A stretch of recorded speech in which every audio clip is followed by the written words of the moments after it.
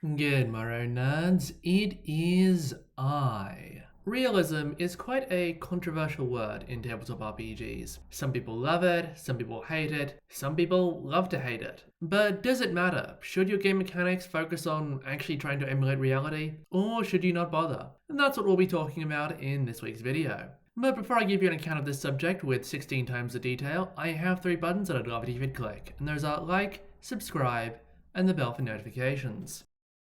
So, what is realism? The definition I'm going with here is that realism is the principle that art, including in this case tabletop RPGs, should emulate real life as accurately as possible. And in tabletop RPGs specifically, realism, which is sometimes conflated with the concept of simulationism from GNS theory, is more specifically the idea that game mechanics should accurately replicate how an action would play out in real life. So for instance, shooting a gun should have about the same probability of success and the same potential damage output as a real handgun would in an actual real-life gunfight. Realism can also be used in reference to world building and setting, but that's kind of beyond the scope of this video. I do though want to add one alternate definition of realism that I want you to keep in the back of your mind that we'll touch on right at the end. And that is that realism is when elements of a tabletop RPG system or setting follow a consistent chain of causes and effects, taking into account relevant contributing factors. It's a bit wordier, but there's a reason I'm bringing this up now. Now, I did just say that a realistic RPG should, through its mechanics, accurately replicate the outcomes of an action as if it was happening in real life, following all the same rules and mitigating factors.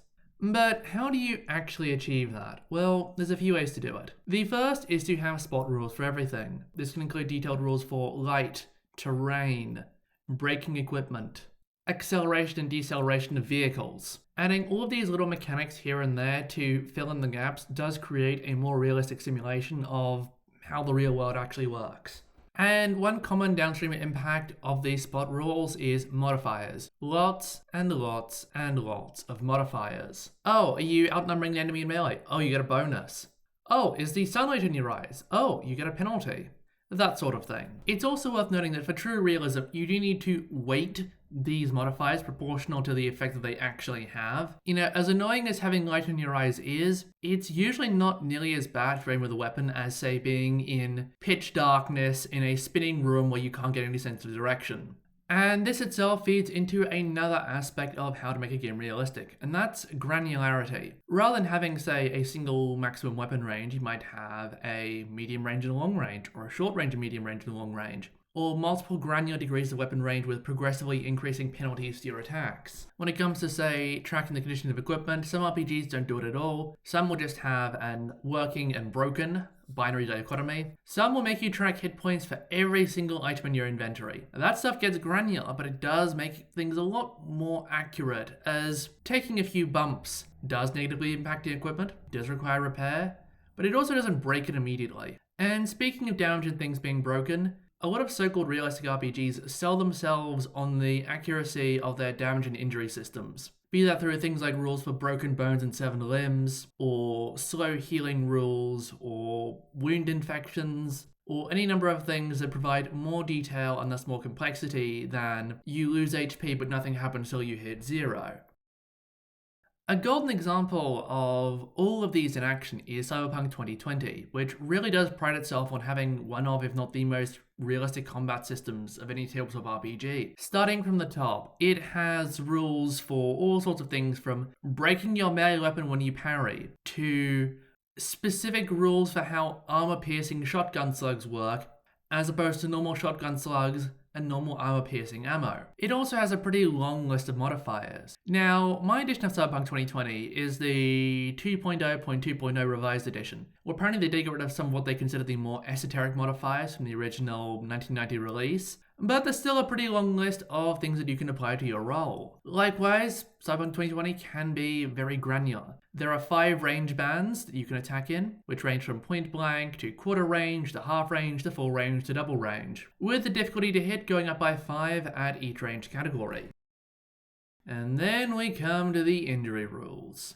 These are very, very infamous. Not only does Cyberpunk 2020 have hit location rules, which do affect damage in that damage to the head is actually doubled, but it also has a stun save. Whenever you take damage, you roll a stun save with a penalty based on the number of wounds you have, and if you roll badly, then you can't do anything until you pass another stun save, which could take multiple rounds. This is very realistic to how humans respond to pain, but there's a reason that very few RPGs have a mechanic like it. And I mentioned wounds just now. Cyberpunk 2020, rather than having HP, has a static wound track. You have 40 boxes laid out in 2 lines, and every time you take damage, you mark off a box. From the moment you start taking damage, you are lightly wounded. And as you get into severely and critically wounded, you have a penalty. And then once you hit, it's like 12 or 13 damage, you become mortally wounded. You start making death saves every round, and of course, your penalties get even worse. This means that your character can die with only a third of their wound track filled. And yes, there is a limited amount of wounds you can take. At 40, you do die. But realistically, unless you're being hit with multiple successive explosives before your turn can happen, you're going to die long before you hit 40 wounds. Cyberpunk 2020 has a very detailed combat system that is pretty realistic. I've only used it for one session. That was a one-shot that I did a few years ago. And as we'll see, this realism is not really something that the designers sought to preserve in the following edition of Cyberpunk Red. Anyway, back to our main topic. One thing you'll notice is that every attempt that I've mentioned thus far of different ways to make a game realistic add rules. They add damage rules, they add wound penalty rules, they add range rules, they add ammunition rules, they add equipment degradation rules. But all of it seems to involve adding rules. And the truth is, realistic RPGs are almost always very crunchy. But the reverse is not true. Very crunchy RPGs are not always realistic. The most archetypal example of an unrealistic crunchy RPG is probably Exalted, although I will admit I've not read or played it, so I can't really comment too much on that front. But one unrealistic crunchy RPG that I have played is Pathfinder 2nd Edition. Now, I had my issues with that system that I go over in another video. Honestly, a lot more of it came down to the actual campaign rather than the rules, but the rules did have their issues too. Now, something that everyone can agree on is that Pathfinder 2e is crunchy. It is full of modifiers and feats and abilities and keywords for everything. And while a lot of it is fairly efficient and well laid out and consistent, it's still a lot of stuff for you to get through. It does also try its best to be realistic in certain respects. It has fairly detailed light and terrain rules, for instance, along with rules for precise and imprecise sensors and all sorts of fun stuff like that. But it also has the classic D20 fantasy hit points. That is to say that no matter how much damage you take, as long as you're above 0, you are fine. And as long as you kill enough monsters, the amount of HP you have will keep going up and up and up, to the point where you can fall hundreds of feet and be totally fine. Simply because you add rules to a game doesn't mean you are adding rules to a game to make it realistic. One of the feats that you can get for your character is a skill feat called Catfall. Now, what Catfall does when you first get the chance to get it at level 1 is it lets you subtract 10 feet from your effective fall distance and thus 5 from your effective fall damage. Now, to be fair, some people are trained in how to fall. It's an important part of rock climbing, circus acrobatics, and a whole bunch of other fields. But as you progress in your ranks, the feat gets more powerful. At expert rank, which you can get from 2nd or 3rd level, you can reduce your fall distance by 25 feet for calculating damage. That'll be reducing your damage by 12, because fall damage is half the distance fallen rounded down. At master proficiency, which you get at level 7, you reduce it by 50 feet. And if you're legendary proficiency, which you can unlock at 15th level, you never land prone after falling. Now, I want to put this in some context. 50 feet is 15 meters. That's about 5 stories, depending on how tall the story of your building is. Maybe it's 4, maybe it's 6. At 7th level, your character can fall from the top of a 5-story building and not take any damage. I'm sorry, but given that a 10-foot fall, which is only 3 meters, can break your leg if you take the landing poorly, just walking off something that's 5 times that distance is truly unrealistic. But it's also not meant to be realistic. It's meant to reflect the superhuman abilities of a high-level character. And that's kind of the point. Paizo didn't add rules to Pathfinder to make it an accurate physics simulation. To a certain extent they did with the 1st edition and with D&D 3e and 3.5e before it, but even then there were still a lot of opportunities for unrealistic heroic feats. And that is what abilities like Catfall are meant to represent. Not an accurate description of human safety training, but a representation of the superhuman non-need for safety. So why do we add all of these rules? Why do we go to this bother? What's the point of realism? The first and most fundamental reason is to prevent what I call the imaginative gap. It's something that I talked about in my first ever video, which if you can stomach the very crappy audio in my earlier videos, I do suggest you watch. But the gist of it is this. There'll be certain elements that you will find due to the rules or descriptions or the table atmosphere that will take you out of the experience. And that feeling of not knowing what the hell is going on and being unable to immerse yourself in your character is what I call the imaginative gap. And oftentimes it comes down to the issue that tabletop RPGs are so abstract, even the crunchiest of them are still fairly abstract, that you need something around which to frame everything that's going on. 10 strength is just a number. It makes no sense to you unless it is framed around the idea that 10 strength is what an average human would have. And at that point you understand, okay, so 10, they can lift a heavy box with some wheezing and groaning, but they aren't going to lift a car. Now, the more realism that you have, the more of a framing you have for the mechanics, and thus theoretically, the less susceptible you are to the imaginative gap. And indeed, the absence of certain realistic features can take people out of the experience. If your character takes a bunch of damage from being smashed in the face with a warhammer, and as a result they are completely functional, have no eye damage, no concussion, nothing like that, that can feel weird and dissonant, and that can take people out of the experience. So yes, this is why, especially a lot of early RPGs, when the concept was newer and harder to explain, would rely heavily on realistic mechanics. But it's not the only reason. Part of it is about making the action mechanics themselves more involved and more interesting. Maybe it's just my players. I for one have a player in my group who is always trying to come up with things that would be true realistically that would give him bonuses in the game. He's done this in a previous D&D campaign, and he still does this in my current cyberpunk campaign. The problem is that both D&D 5e and Cyberpunk Red are deliberately unrealistic systems that discourage excessive use of modifiers, and so I've been very minimalist in what I have and haven't given him, much to his consternation. But the point of being able to use your knowledge of the real world to give yourself an advantage in the game is something that's very appealing to a lot of players. And the idea of being able to use your knowledge of the real world to challenge your players by making life harder for them is also appealing to a lot of GMs. There is a general attitude in modern RPG discourse that long lists of modifiers are things imposed on players by designers that no one really wants to use. But the truth is, a lot of these modifiers began as a player asking a GM, hey, can I get a bonus for this? Or as a GM, mulling over and going, I think you should get a penalty for that. And so as we see with the second half of that point, a lot of the desire for realism comes down to the wanting to make RPGs challenging and gritty. Unrealistic games often tend to be very heroic and power fantasy-ish. Pathfinder 2e and D&D 5e are both games where you can have hundreds of hit points and fight dragons hand-to-hand with daggers. The non-existence of dragons notwithstanding, fighting them with a dagger is a terrible idea. Really, you would want a polearm to keep that thing as far away from you as possible. A polearm's not going to do much about the fire breath, but as long as it's long enough to at least match the jaws or the claws that it's attacking you with, you can fend off the pointy bits at least a little bit.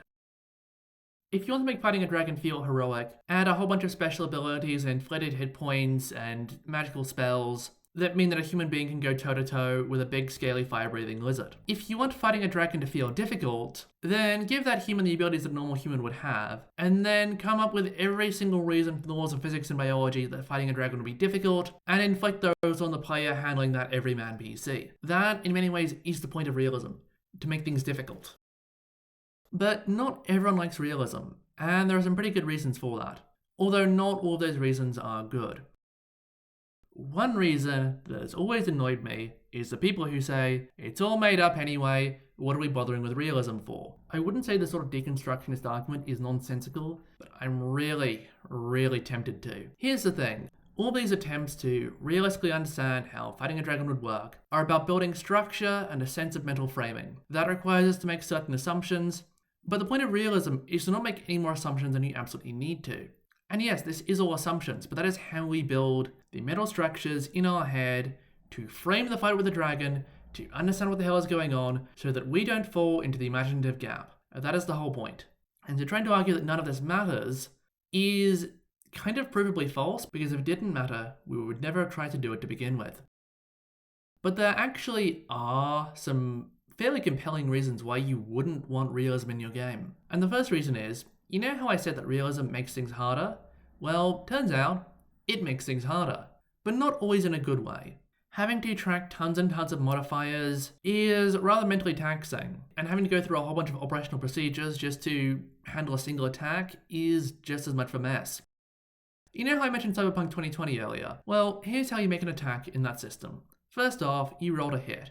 To do this, you figure out your weapon skill, you apply any endure modifiers from that big old list, in the range band that your weapon is currently in, of point blank, quarter, half full, and double. If you hit, you then roll damage, which is a bunch of d6s, and hit location, which is a d10. Once you do this, you subtract armor, and then body type modifier. Once you do this, if the attack was to the head, you double the damage. Once you do this, you record the number of damage points taken on the wounds track. If you took 8 or more points of damage in a single hit, you lose a limb. If you took 8 or more points of damage to the head, you lose your head. If you are still alive after all this, you haven't lost your head and you haven't hit 40 wounds, you have to make a stun save, which is another d10.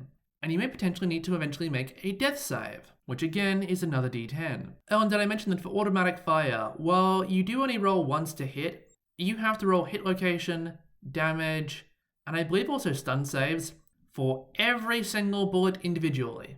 I am not even joking. So yeah, not everyone wants to go through that whole rigmarole, and for this reason, Cyberpunk Red does not have hit locations outside of aimed shots, it does not have stun saves at all, and it takes a lot longer to get to death saves. Although, to be fair, some people do think that it is too long, but that's a topic for another time. The second problem is that realism is inherently limiting. If you want to do something that is incredibly speculative, or some sort of gonzo, wacky, kitchen sink sort of thing, you can't really do that and keep realism. Likewise, if you want power fantasy, if you want to feel like the big damn hero slaying the dragon, again, you can't really do that if you're constantly worrying about whether or not you're going to die of gangrene. Inevitably, there are some times when you just don't want realism, because it gets in the way of the fantasy that you're trying to build. And in those cases, you will have the imaginative gap, and you will need other ways of framing the game to actually get yourself into the role-playing mindset.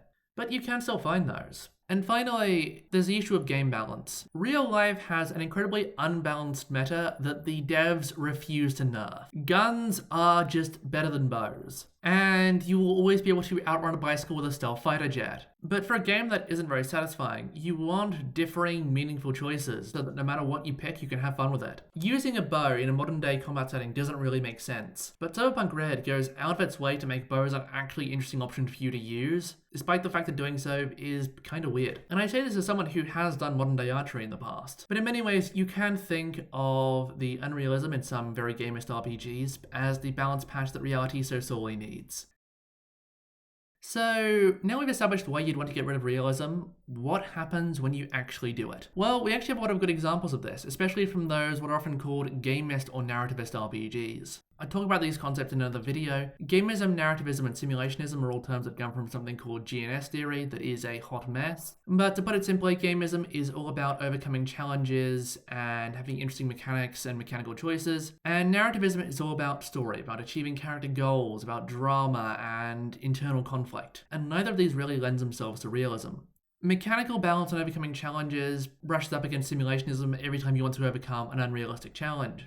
And narrativism brushes up against realism because a lot of realistic things aren't very dramatic. Real life is often tedious, capricious, and random, and doesn't really fit neatly into a story unless you really shoehorn it. And in the process of stripping out realism, they're also able to do things like simplify the rules, add more power fantasy, make the game mechanics really fun and satisfying to use. Lean more heavily on, say, genre emulation of martial arts films or Victorian romance novels. Or emulate post-apocalyptic media by having radiation give you cool mutant powers rather than just massive amounts of cancer. There's a lot of stuff you can do when you actually strip out realism that you couldn't do if it was still there. As noted, in real life, radiation does have a few other effects besides cancer, making your skin glow weirdly, making your hair and fingernails fall out, but none of those give you the feel of, say, the Fallout video games. The trouble you run into is that RPGs that lack these realism handholds, basically, can be very imaginative gappy. They can provide all sorts of points where you come to a rule and don't understand why it's there, what it's doing, or what it's trying to emulate. And you either end up ignoring it or being so utterly thrown off by it you just don't play that system.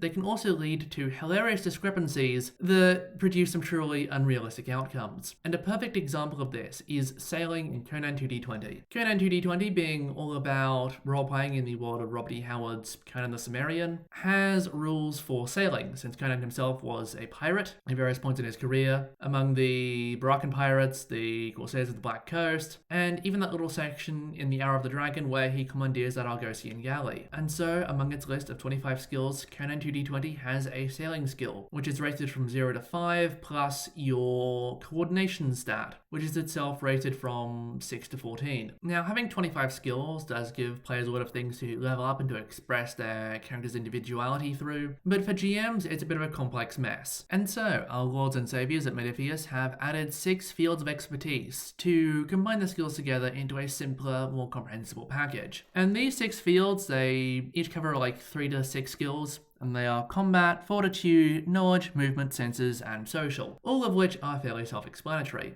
Among those is the movement expertise, which we're going to look at in a bit more detail. Movement comprises the acrobatics, athletics, sailing, and stealth skills. So any time that an NPC would use one of those skills, you would take that skill's relevant stat, so agility for acrobatics, brawn for athletics, coordination for sailing, and agility for stealth, and you would then add on the movement expertise. Simple enough, right? Actually, it's kind of a mess that ended up annoying me when I tried to run Conan 2D20, but that's a story for another time. But there is an interesting quirk in all of this that makes the whole mechanic truly hilarious. And to understand this, we must first look at the stat block for a pirate NPC. And what we will see is it has a whole bunch of stats. It has 1s in 2 expertises, that being 1 in combat and 1 in senses. And then a whole bunch of, armor, HP, weapons, stuff like that. Note there that pirates do not have any points in movement. Pirates, apparently, don't know how to sail at all.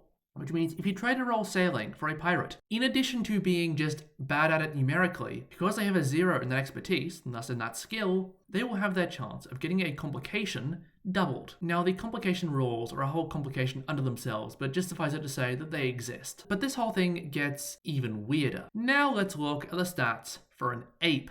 And what we will find is that they have a coordination of 10, which is more than a pirate has, and a movement expertise of 2.